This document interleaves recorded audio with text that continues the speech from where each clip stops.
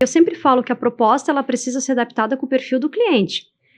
Tem cliente, não, eu tenho um comprador lá que ele é analítico. Opa, identifiquei que ele é um analítico, então eu vou colocar lá 10 páginas, o analítico vai amar. Sabe que esses dias eu fiz um cliente oculto com um cliente nosso, com o time comercial, e a pessoa falou comigo, o que eu senti, tá? Que a pessoa estava falando comigo como se ela fosse um robô. Uhum. Porque ela mandava um áudio e me perguntava algo, eu respondia ali de forma curta, e ela me mandou 3 áudios ali de 1 minuto e meio, e do nada eu vou te enviar uns PDFs com o nosso produto, e ela me mandou uma lista de 12 PDFs. Uhum. Como tu enxerga uma situação dessa? Eu falo muito isso no curso de vendas pelo WhatsApp, porque eu preciso ter um preparo, um planejamento. A tecnologia ela vem para nos auxiliar, mas não é de qualquer forma. Então tem que ter lá, qual que é a linguagem? Vamos lá, perguntou teu nome? Não perguntou. Como é que vai criar um rapport aí se já não perguntou teu nome? Entender a necessidade do cliente.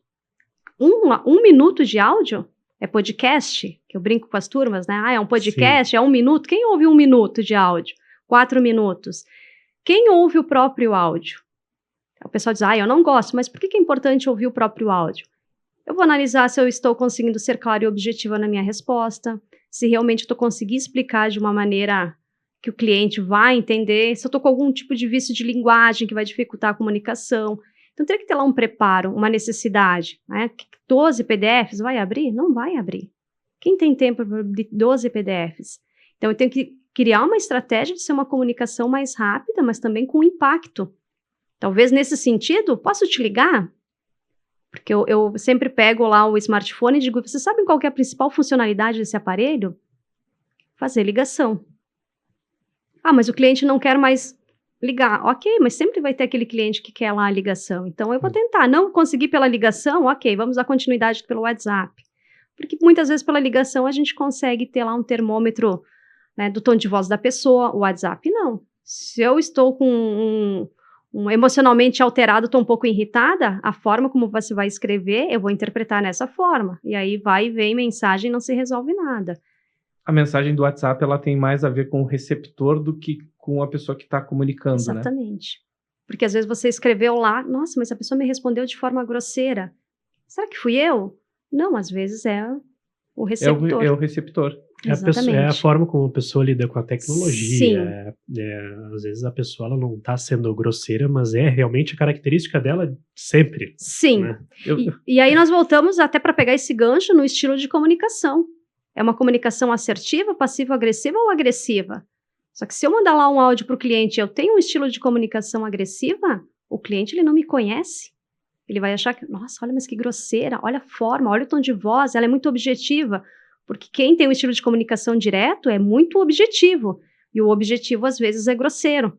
Então, eu preciso entender esses elementos para, né? Às vezes, a gente já cria um preconceito da pessoa sem ao menos conhecer pelo tom de voz.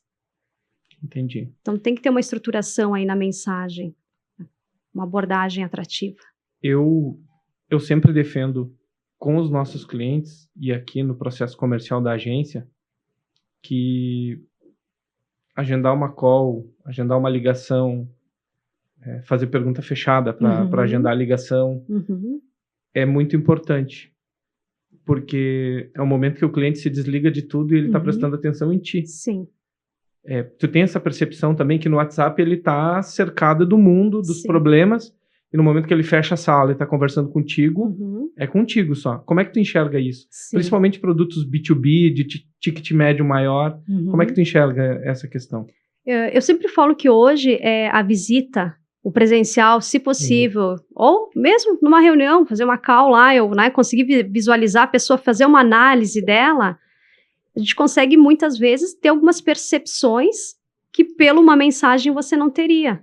Você consegue fazer uma análise, uma conversa num quebra-gelo, criar um relacionamento. Porque hoje, vamos supor, a tecnologia, dependendo lá no WhatsApp, você não consegue criar um relacionamento profundo com o cliente. Então, num B2B, é uma construção. Né? Então, eu preciso tentar encontrar elementos. Não, a pessoa fala assim, não, eu não quero visita. Tem clientes que falam isso, eu não quero visita, eu não.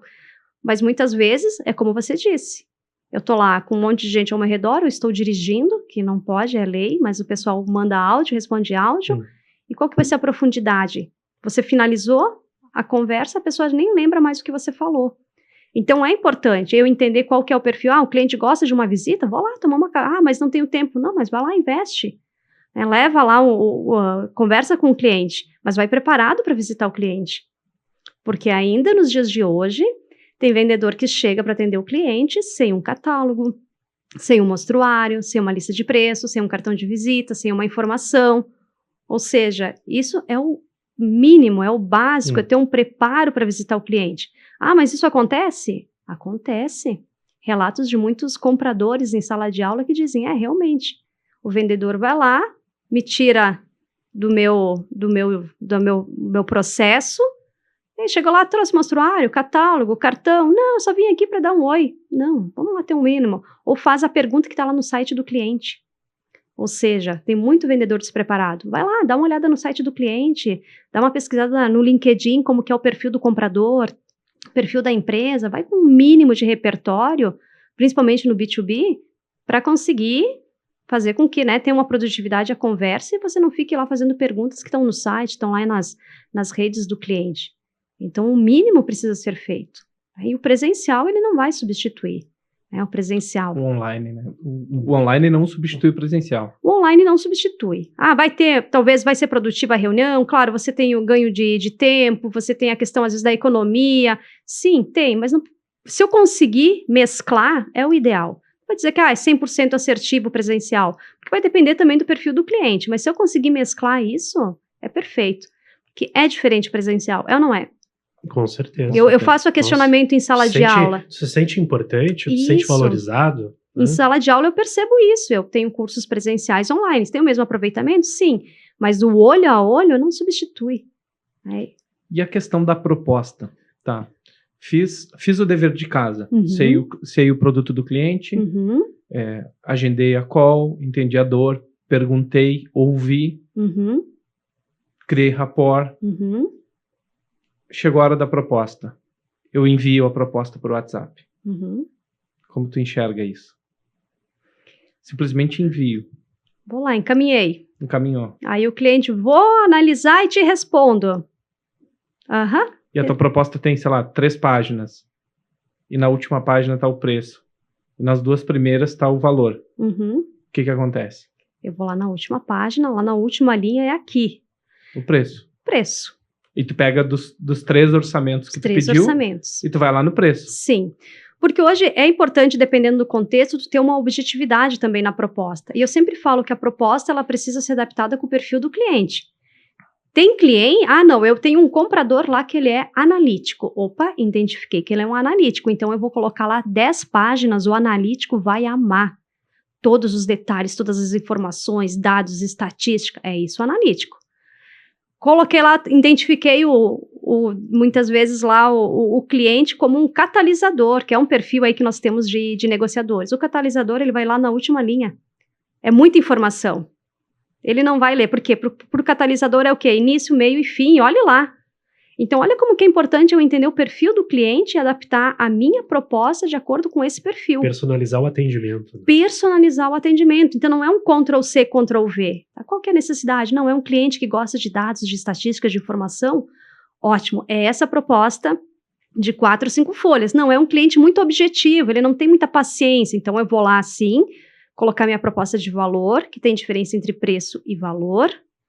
Quando muitas vezes nós estamos lá, o cliente só vê preço, é porque eu não fiz, eu não vendi o meu valor, então o cliente está lá me balizando pelo quê, objeções de vendas, então o cliente ele vai comparar preço com preço, ele não vai comparar produto com produto.